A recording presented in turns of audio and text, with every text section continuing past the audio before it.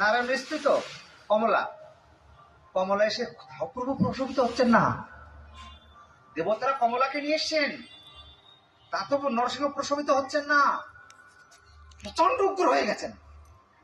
তখন দেবতারা ভাবছে, আরে এই 5 বছরের ছড়া, এর জন্য প্রভু এত উগ্র হয়ে গেছেন, এই ওকে নিয়ে এসো তো।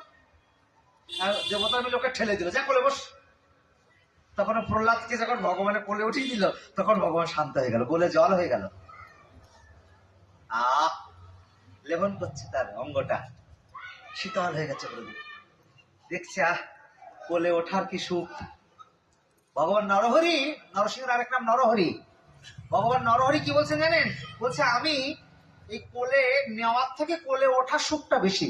ভগবান উপলব্ধি করছেন এখানে, আহা কোলে ওঠার যে কি সুখ, কোলে নেওয়ার থেকে কোলে ওঠার সুখটা বেশি, তাই না? আমি এর পরের জন্মে যেন